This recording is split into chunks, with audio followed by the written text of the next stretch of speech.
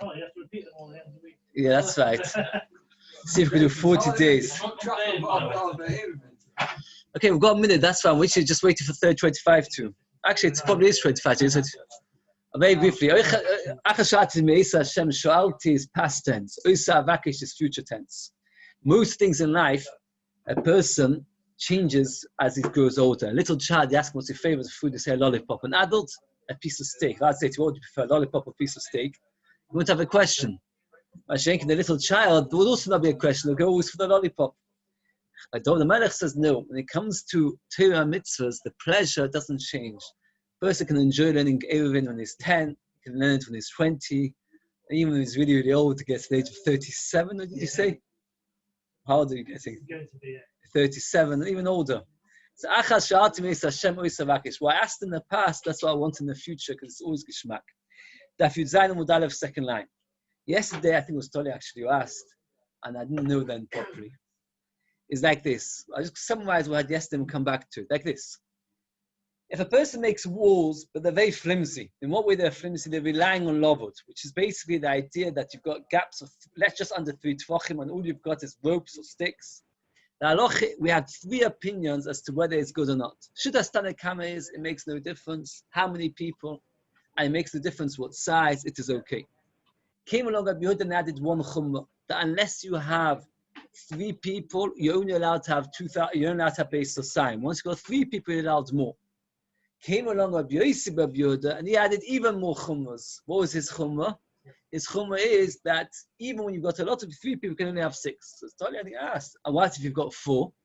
Or what if you've got 5? So Taka, the Rishonim ask this question, and the Rishonim say, and it's actually almost clear from the next Gemara, that you get base of sign per person. You get base of sign per person. So if you've got 10 people, so you'd allow 20 base of signs, right? You'd allow to be 20 base of signs. That's how much it goes according to the number of people. Now we pasken, if you remember, the last thing we said was, we pasken like Rabbi Yehuda. Because so to speak, on some level, if you think about the 3 opinions, Rabbi Yehuda is like the middle shitter. You got the Chachamim that are makel, they're most extreme. Doesn't matter how many people and what size, it's always so good, this flimsy fence. You got Abjoisi who's the most machmi, and he says only if you've got 3 people, and even then you're only allowed up to 6 on. You got Yehuda says no, up to 3 people, then you're allowed to have base of sign. More than 3, then you're allowed to have more. Right. Says the Gemara like this. Yud Zayin Amud Aleph, second line.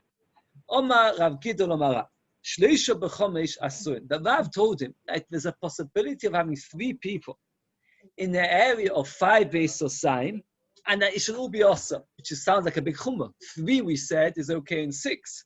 Here he's saying that 3 in 5, 3 people in 5 base is forbidden. And nevertheless, b'sheva mutorin, but in 7 they're mutter. Now this statement doesn't make any sense. Because usually the greater the area, you're more machmir, because it's more empty. And here we're saying 3, mazel tov. 3 to 5 is osa. 3 to 7 is okay. How can that be? That doesn't make any sense at all. 3 to 5, 3 people in the area of 5 is osa. 3 to 7 is mutter. That doesn't make any sense. Sorry, 7 is mutter. Omolei. So they said to him, Omar Avachi, could Rav have said such a strange statement? Omalu, he said to him, I make a shvur, Oiraisa, by the Torah, Nevi'im, by the Nevi'im, V'ksivim, by the Ksuvim, Torah, Nevi'im, Ksuvim.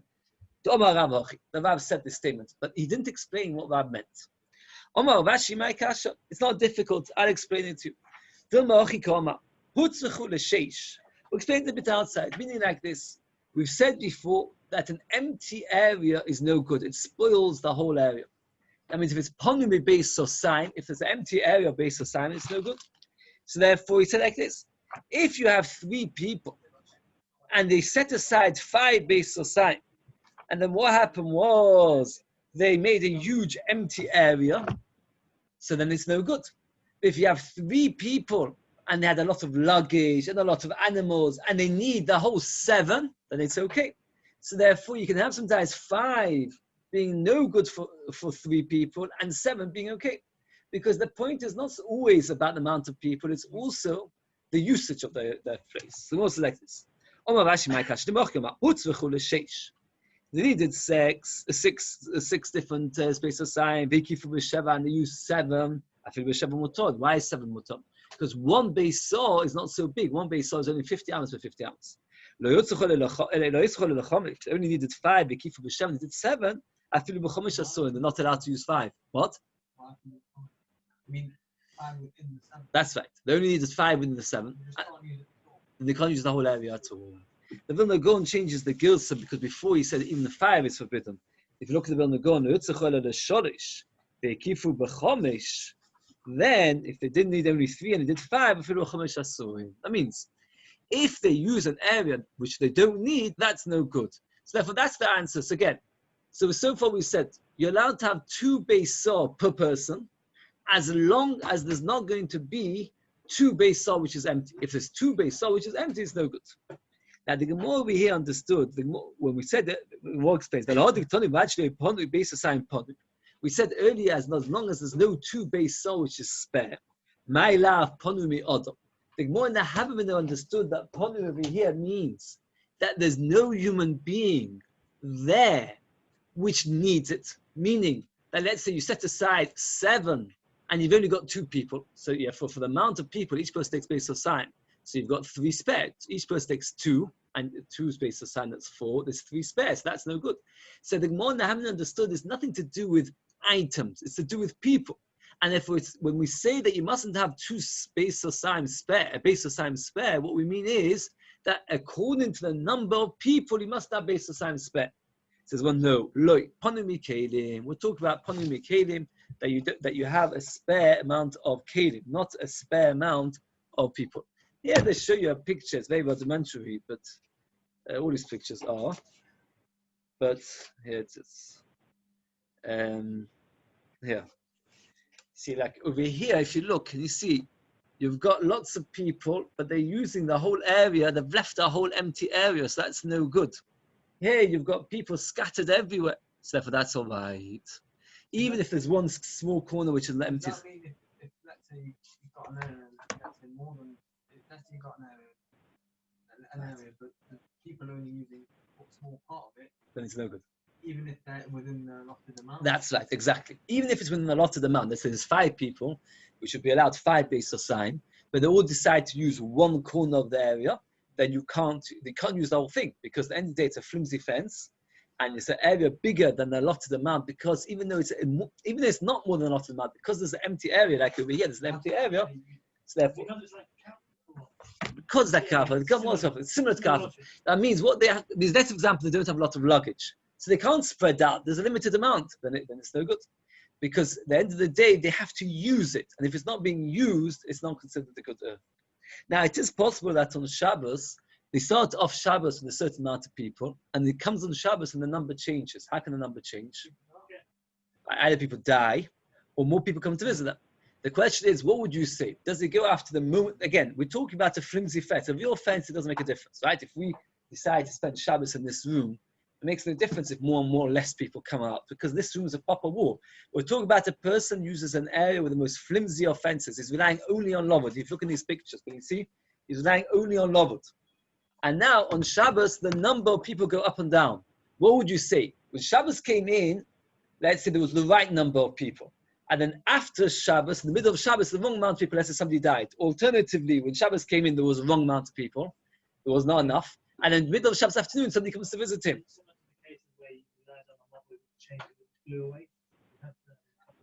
Or what did the Rav say? That it isn't good. Do you remember the exact story? Where it was.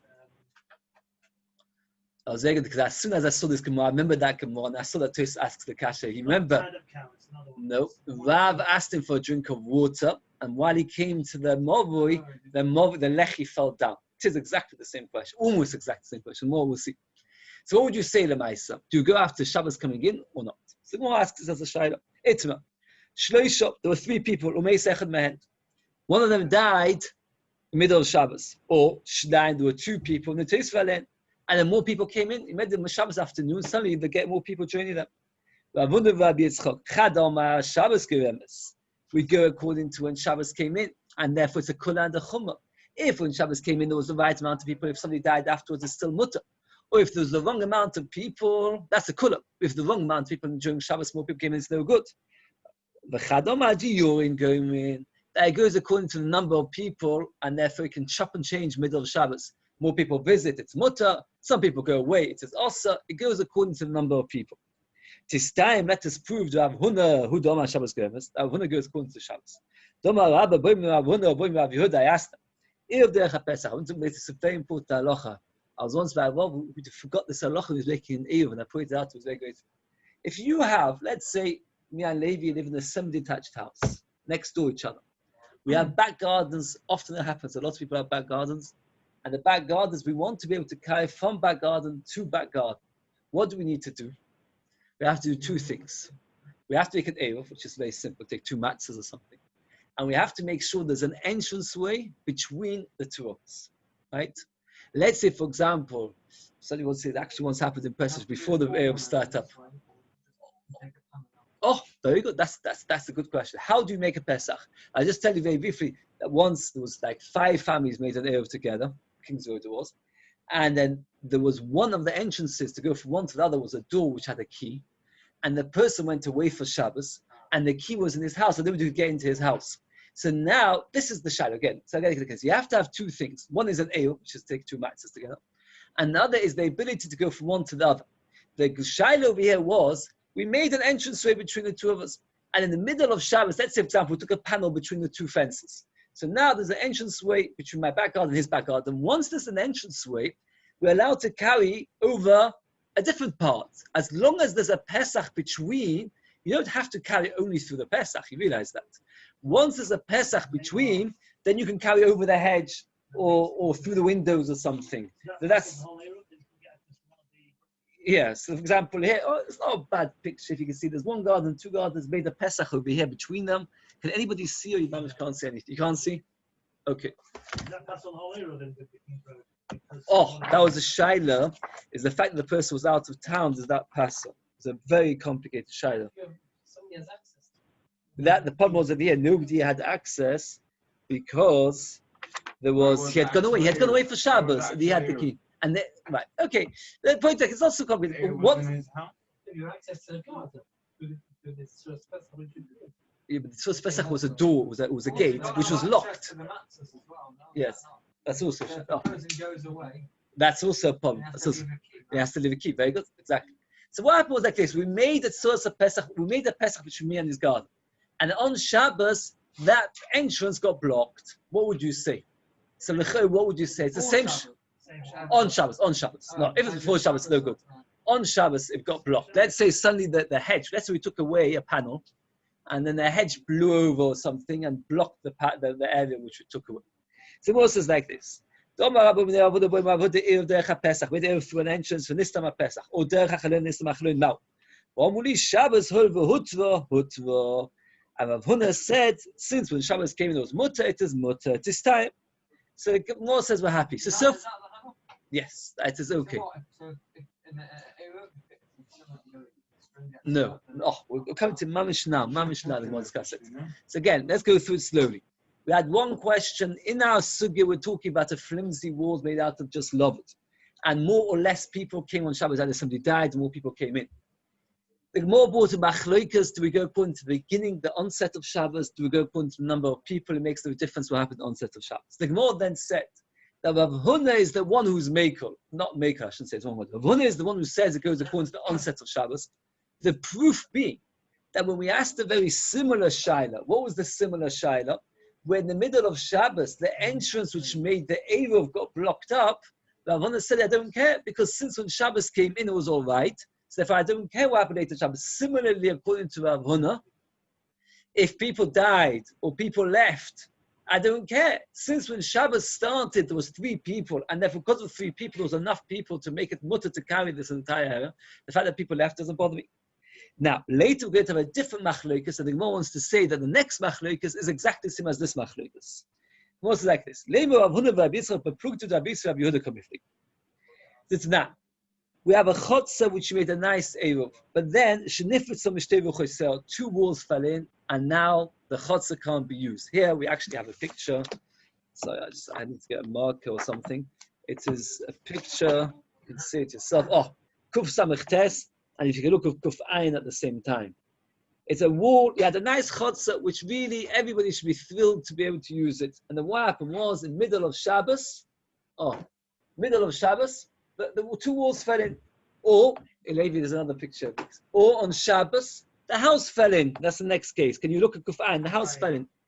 So either way, in the middle of Shabbos, the walls of the chutzah fell in. So the Gemara says like this. What would you say the halach is? What would you say the halach is? That's what I would say.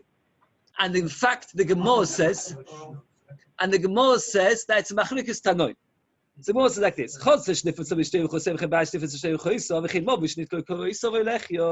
And Movi was suddenly in the middle of Shabbos, the Kir or the Lechi blew away. Muto, no, he says Shabbos, Yehuda says, since when Shabbos came in, it's okay. So according to Yehuda, if a Lechi blows away in the middle of Shabbos, you're okay. Rabbi Yossi, Muto, no, he says Shabbos, Muto, no, Shabbos. He doesn't like that. No such thing as just because Shabbos came in, it's okay. No. The second day it blows away, it is awesome. And while it's there, it is mutter. And therefore, if it goes away, it is awesome. If it comes back, it is mutter. You can't say that just because when Shabbos came in, it's mutter. So the Gemara says, again, we had a machloikas regarding these flimsy walls where you're allowed to carry if there's a number of people. And then what happened is on Shabbos, the number of people changed. And we had machloikas of Huna and the Yitzchok. Says the Gemara, that machloikas is the same machloikas as the machloikas Tanoi regarding a mobui, whether or chotzer, where the walls fell in on Shabbos, as to whether you're allowed to.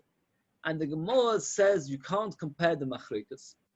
And the Gemara doesn't say much, but I just say it outside a little bit, or what should I say? That means the Gemara says like this. There's a difference between when you're discussing walls and when you're discussing people. And if you can't compare the question of walls to people, it could very well be that regarding walls, we go according to the beginning of Shabbos. Regarding people, we go according to the amount of people there is at the time. Or alternatively, you could say the other way around. Regarding people, we decide the amount of people that came in the beginning of Shabbos. Regarding walls, we consider what's the situation at this present moment. Right, that's a good point. But again, it's a question of what is the problem with this area? It is true that you need both good walls and people in here. But over here, the problem was what changed? Not the walls. The walls never changed. Somebody died, somebody came to visit. The walls never changed. It's the people changed. There, it's the walls that changed. And therefore the wall says you can't compare. And in fact, each man da'omah can hold like both other man da'omim. I think it's more simple that it's not the same athletics as there. One of them on the whole Yehuda going. You don't have that at all. No, you do. Why? Because by Chotzer, where the Pesach fell on Shabbos got locked up. right. Why is it ever got to do with the Yehuda?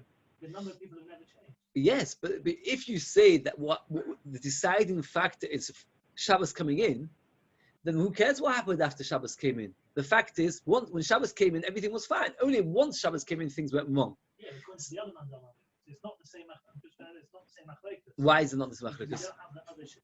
The other man won't have that shit you won't find here.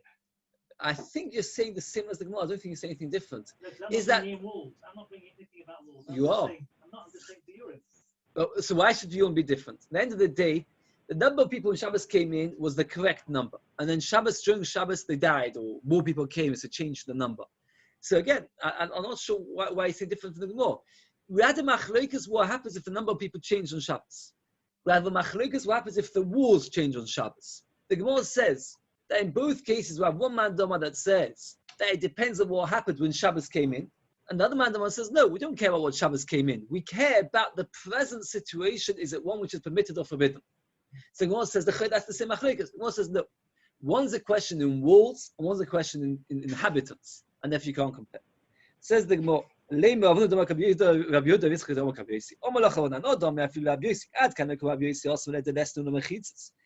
walls. The walls haven't changed, so it's okay.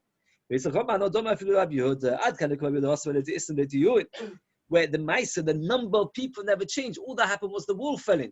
And the number of people changed. Since the number of people changed, therefore you can't rely on the fact of the walls. So that is the mice. We paskin that it all depends on Shabbos, and when Shabbos comes in, it is decided. So therefore, if take on middle of Shabbos, what's the word for it? the Gabi, let's say, so now, to ask the Kasha, if that's the case, the Rav was having a drink and the Lechi blew down. Why did he say to the Gabba, stop bringing me the Lechi, because stop bringing me the drink of water?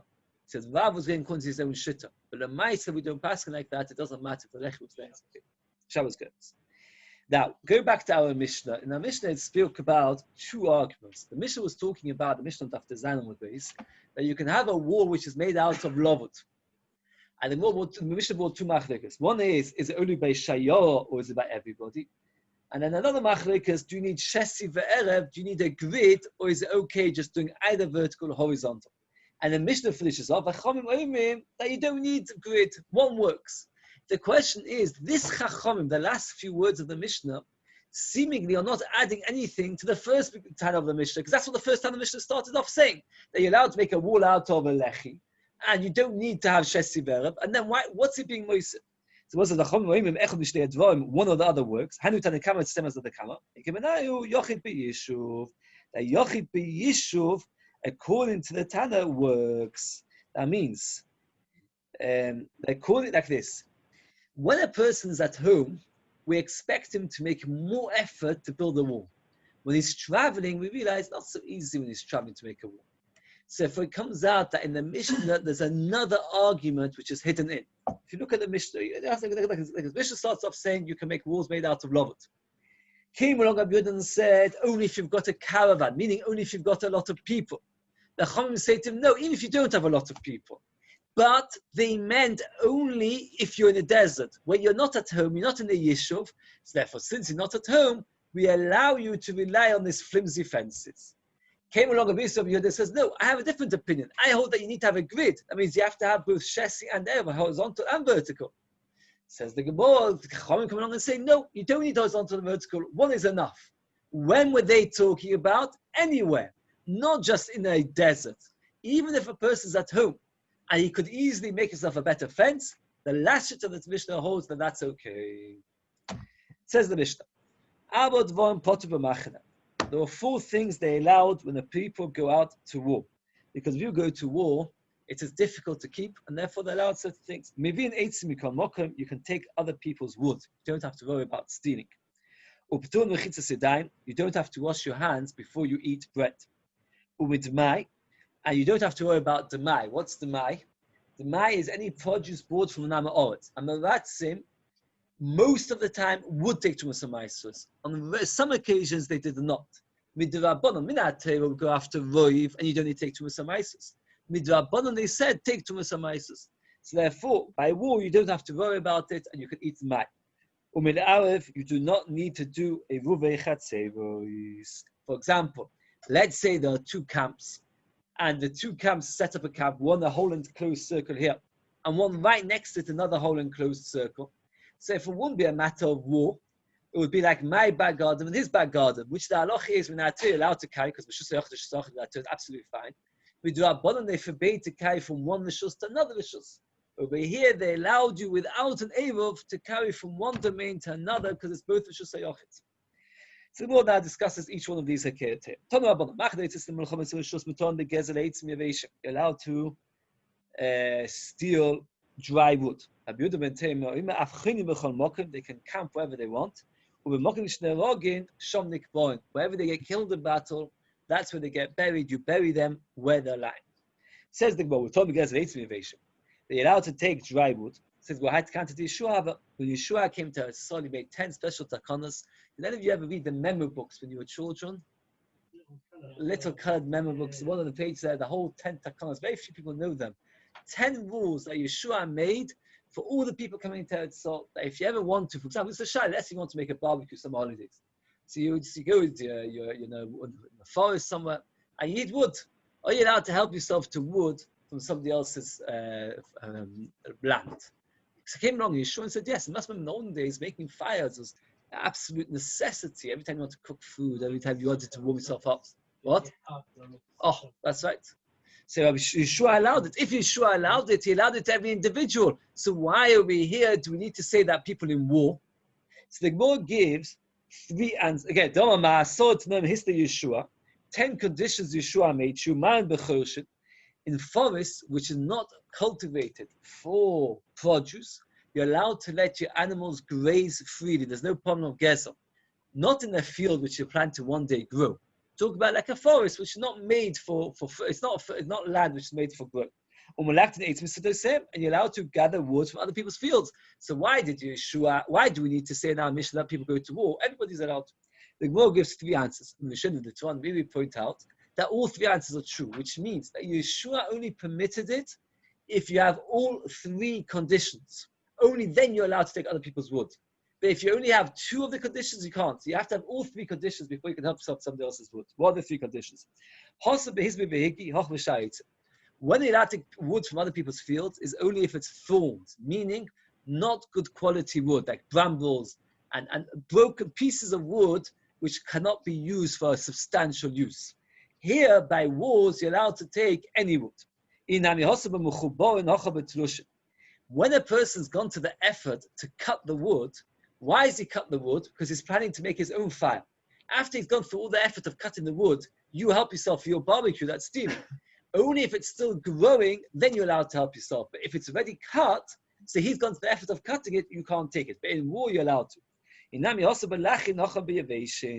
When it's dry, so he's already gone to the effort of having dry wood. Dry wood is very useful because it burns easily. Wet wood is not. So when are you allowed to help yourself to other people's trees in Eretz Yisrael? When it is moist, when it is still growing, it's not been cut, and when it's thorns. But if, let's say, for example, it's not thorns, let's say it's a good quality cedar tree, or it is thorns, but it's already been cut, so he's made the effort of cutting, you can't use it. Or if it's not cut, but it's dry, so now it's easy for him to use it for his firewood, you can't use it. So all 3 conditions before you're allowed to use other people's property in Eretz Yisrael. Mashenkin, people going to war, you can have all 3 in the kula, meaning that even if it is dry, and even if it's good quality wood, and even if it's cut, since you need it for firewood, Chazal allowed it. You can camp wherever they want, and they're buried, wherever they're killed, they're buried. Says the Gemara, Pshita, Meis Mitzvah, the Gemara, they haven't understood that when somebody's killed in battle, there's nobody to bury him. Just remember, we're not going to have his wife and children there to help him bury him. And when Meis Mitzvah, Koine Mekoimoi, and Meis Mitzvah always is Koine Mekoimoi. So when Lo Tzvicha, Afar Gav, top of his animal base, the Islay Koivim. Even if he's got people around, his sons and brothers that are ready to bury him, even so, we bury him wherever. The time, Ezu Meis Mitzvah, Kol She'en Lo Koivim. Somebody who has no burials. Koivim, if he was to call out just before he's dying, people would come to him and say, yes, we'll come and bury you. Let's say somebody's about to die. He says, will you come and bury me? And he would say, yes. Relatives. So again, by battle, we're talking about if he's not a Meis Mitzvah. But somebody who is a Meis Mitzvah, then even without battle, wherever he is, he's buried. Says, well, Meis Mitzvah is a Meis Mitzvah acquire his place. Well, Tanya, person finds a dead person lying in the middle of a main street. So we always have to bury him in a way that will cause the least amount of harm to the public. So what do you do if he's in a main street? This one aside, you put him to the side. Let's say on one side, there's a field which has been plowed, and the other side is a field which has not been plowed. Then you put him in a field which hasn't been plowed, because that field is not such a big loss, because it hasn't yet been plowed. If one side is a field which has been plowed, and another one which is already growing, then you put him in the field which has been plowed, because that's less damage than a field which is already growing. Or you stay in Nivois, if they were both plowed, stay in Zvois, both growing, stay in Buvois, both not plowed. You're allowed to move him to whichever side you prefer. So we see clearly that Meis Mitzvah is what? Why not plowed? No, if both sides are plowed, or both sides are not plowed, or both sides have got growing, so there's no advantage of one side over there. You don't have all at once. That is not all at once. So not all at once. That means either Both sides of this. That means there's no advantage from one side of the field to the other. You do whichever one you prefer. So you see over here that a Meis Mitzvah is not koina. It's So we're talking about that person where he's lying across the main road. So now every single kohen or every single person that wants to remain Torah, if we bury him in his place, every single person will come Tomei. So therefore, because of that, we're allowed to move him. Once we're allowed to move him, we don't move him just a little bit that it doesn't block the road. Then we're allowed to move him to off the road completely to the field or the sides.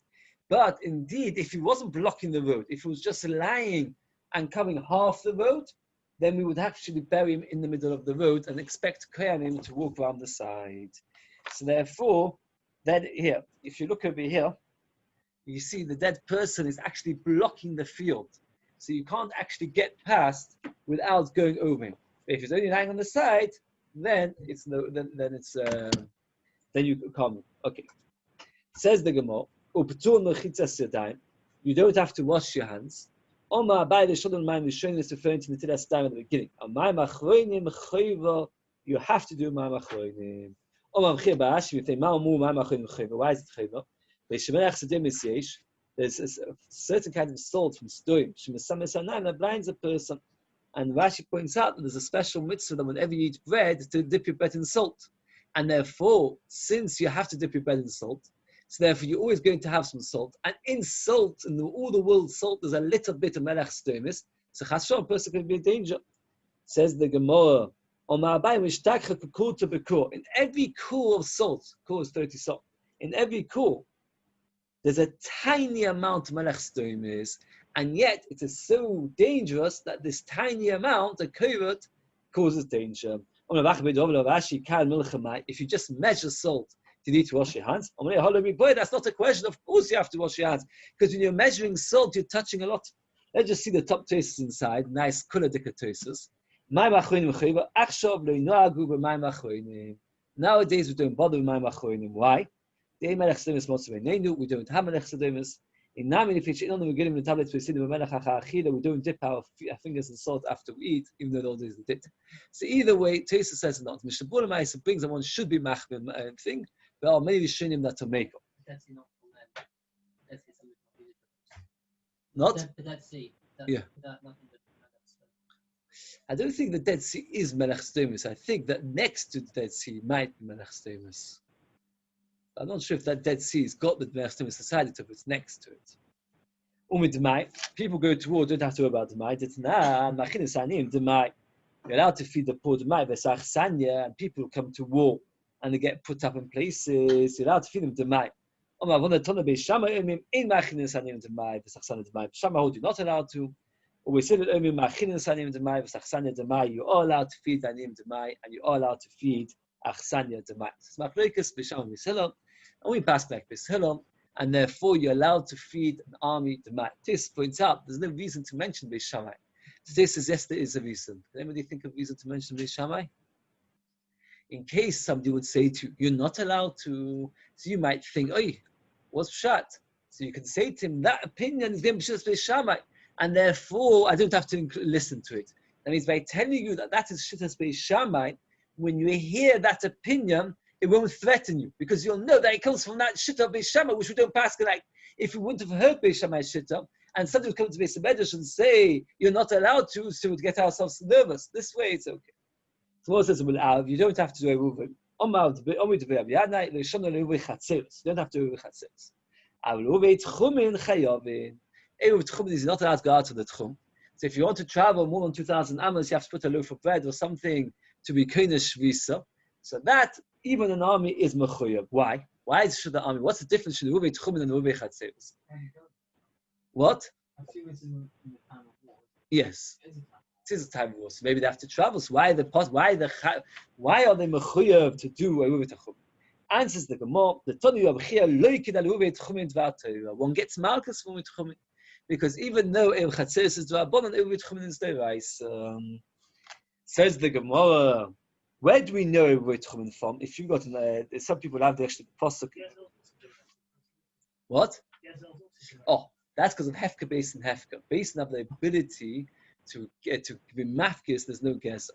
Actually, all the other Yisum were only Dvabonon. The Mai is Dvabonon, Tilasedam is Dvabonon. Eiruvin, they can't go against the Issa. No. Eiruvin Chatzis is double in allowed, but Eiruvin Tchumen is Deraisa. That they didn't want to go against. They didn't allow you a Deraisa, it's only Derabbanos. Says the Gemara, Maskva Vincent the Chiluk and Alav Sheba'al. The Torah says like this: when Klal Yisrael got them on, Moshe Rabbeinu said to them, "Al Yeitzei Ish Min Mekoimoi B'Yom HaShvi." Nobody should go out of his place B'Yom HaShvi. He used the word Al Yeitzei Ish Min Mekoimoi. So now, the Chayor, that pasuk is telling you a lav. What does pasuk Al Yeitzei Ish Min Mekoimoi mean?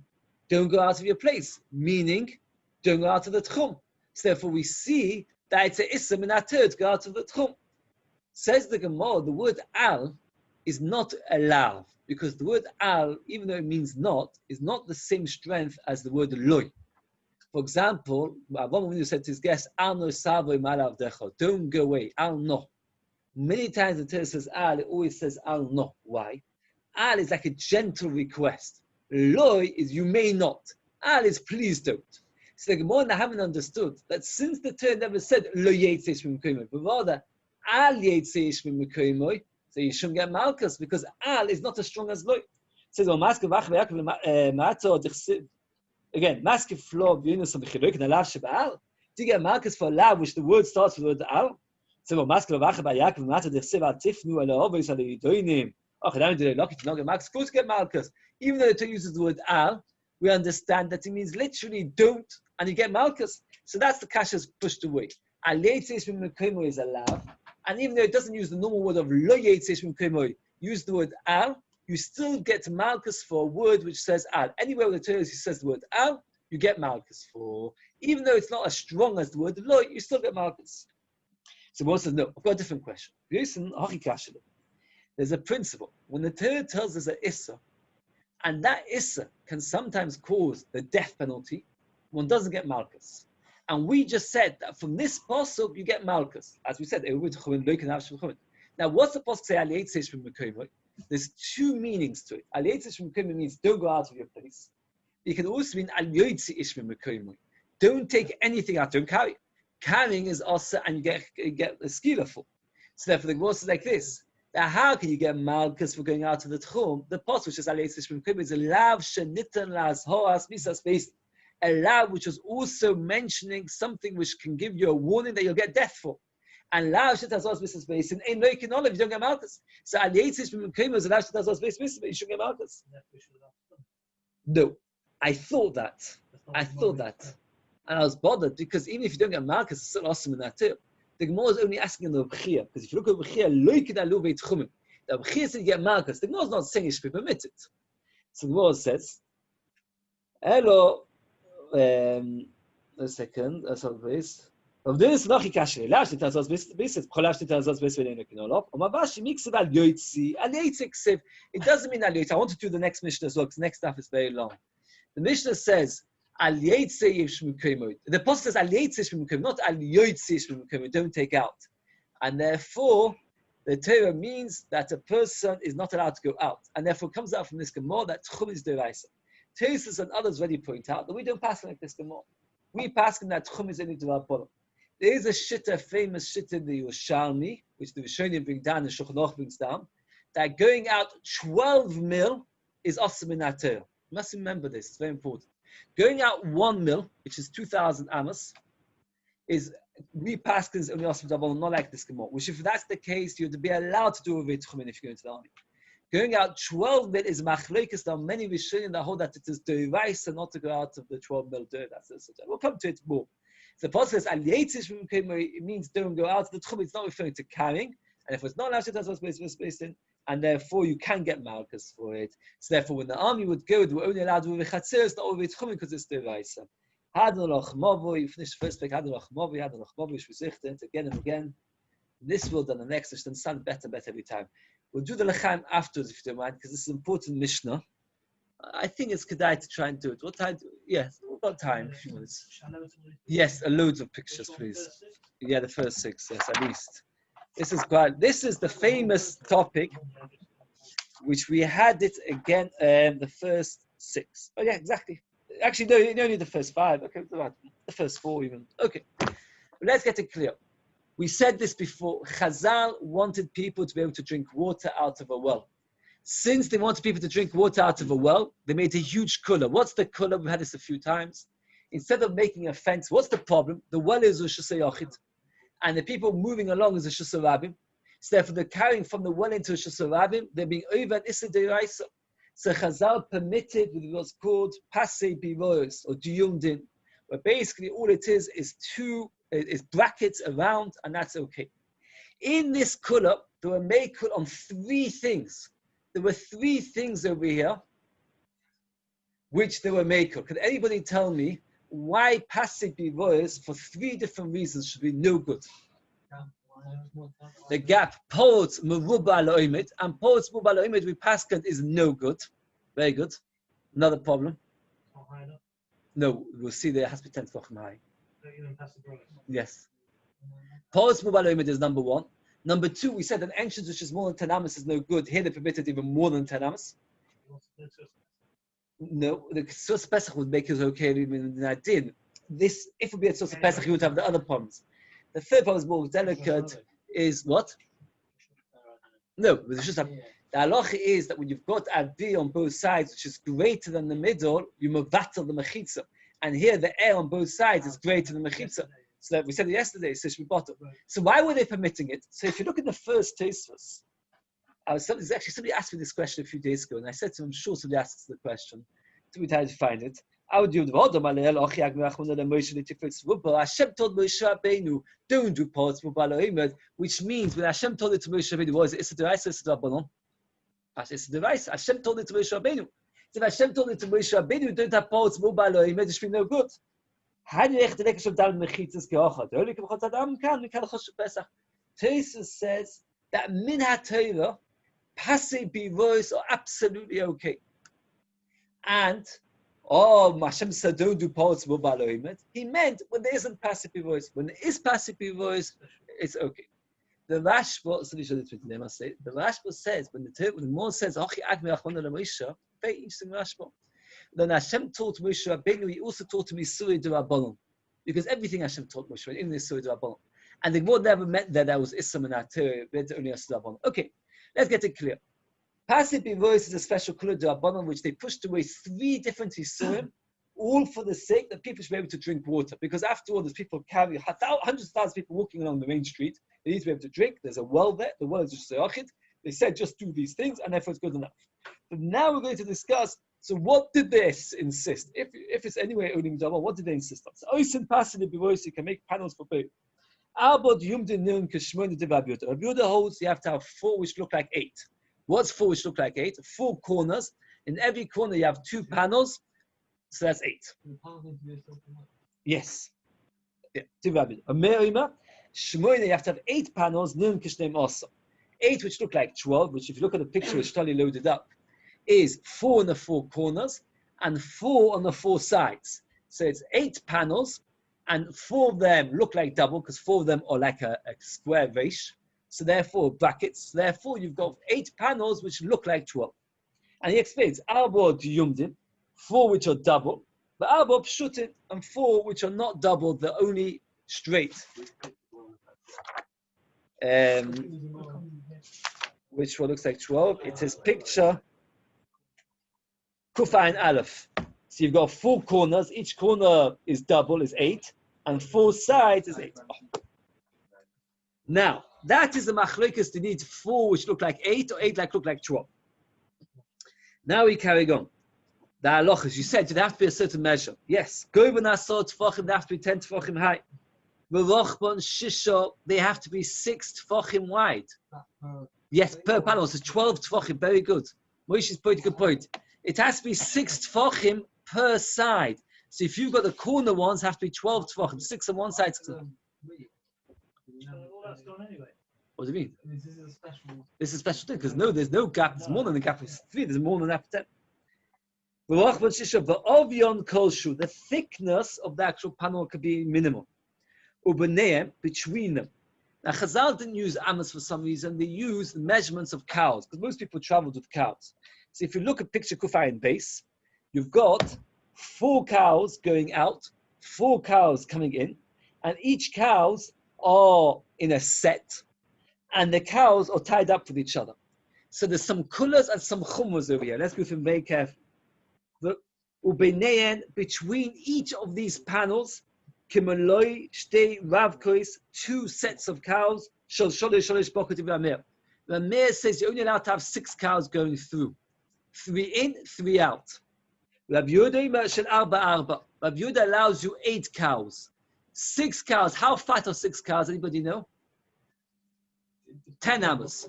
How fat are 8 cows? You don't measure. You never go to a farm. Why need to do some holidays to measure the cows? 8 cows are 13.3 amas. 6 cows are 10. The more discusses it, but I'm just telling you that you should be aware. So according to a mayor, you can have 6 cows going 8 cows. Right. Kshuros. They have to be tied. Tied, says Rashi, is a chumrah. Can anybody work out why tied is a chumrah? Why is Kshuros a chumrah? Why is Kshuros a chumrah? The width-wise. Because when you tie them up, they're squashed together.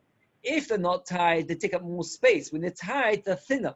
So we're saying not fat cows which are spread out, but tied up together. V'loy mutoris, but not loose. If they're loose, it's too wide. Achas nichneses v'achas yoytze. One set of cows going in, one set of cows going out. Is that a kula or chumrah? Why? Because it's wide, you need more space. Very good. Very good. When cows going in, if they were all going out in the same way, you could squash them in better.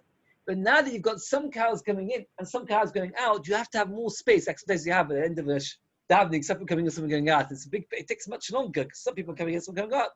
So here it's a kula. So the tied up is a chumrah that has to be squashed. But this is a kula, some going in, some going out. You're allowed to make the pasim. This is picture Kufayin Gimel. You're allowed to make the pasim very close to the well. As long as the cow can get most of the body and drink. Why? If you make it so close to the well that for a cow to drink, it would be standing mostly out of the pasim, then a person who wants to feed his cow will take water from the well, instead of pushing it all the way through the barriers, and take it out of the pasim and take it to the Surabim, you've gained nothing. Then what happens if someone's got loads of animals? So what? Once you've got enough space around the well that a cow can get most of its body in, we're not chayshish that you will start taking water out of this pasim to take it out. So you're allowed to make it narrow, but as long as the cow can get in. If a cow can't get in, then it's no good. The top of your Chesed Mudalef, I just want to finish the Mishnah. You're allowed to make it very, very big. You're allowed to make the passive bivor is hundreds of amas wide in order to have a lot of cows as you want to say, get in. But then you're going to have many more panels. That's picture Kufay and Dalet. Where what you do is make a huge area, but then you have to have more panels that there shouldn't be more than 6 or 8 cows, depending on Rabbi Yehuda, going in, tied up, half going in and half going out. Rabbi Yehuda, at base of sign, the whole hectare passive bivor is only up to the size of base of sign. And they give them a cow for. The whole halach of Islam is only for a garden or a calf. In the olden days, people didn't use the gardens. They used to dump things there and leave it. So therefore, it was not considered the diyun. If a person used it for living, for example, that dir was if a person wanted to get his fields fertilized. What you do is you'd move your animals 1 month here, 1 month there, 1 week here, 1 week there, and they would make, and then that way you'd get your fields fertilized. That's what's called dir. Or sar. Sar was like a kind of prison for the animals that they shouldn't escape. Or muktzah, an area where you put behind your house where you put your stuff. Or chotza, or courtyard, afilu beis chameshes kun, afilu beis asor kun, mutter. You're allowed to do as much as you want, even more than beis time. Not like you that you said passive voice only up to beis time. No, beis time was only said by Kaf, not by these things. The Gaon says and others that this doesn't make sense. What's the Mishnah adding? And in fact, they delete these words. But it's saying the same halacha as before. That you're allowed to make as big as you want, as long as you add panels, that there shouldn't be huge gaps between them. The bigger you make it, the bigger the area. So therefore you have to make more panels, there shouldn't be too much gaps. Because you mustn't have a gap which so many cows can get. We're up to you, the Mishnah, No. It's just the measurement of how Chazal established. I understood that was a normal way of traveling, is that they would tie the cows, and then that way people would drag the wagons and things. Yeah, but if you wanted to tie to each other, not tied up the hands and feet, but tied to each other. Try walking next to each other, arm in arm. What they're used to with these cows. I hear it's a good question. I like the question. I never thought about that point. And then We then found out what the story with the Yam Shlomo. Wait a second, let me just press end here. Okay, good night, Yehuda.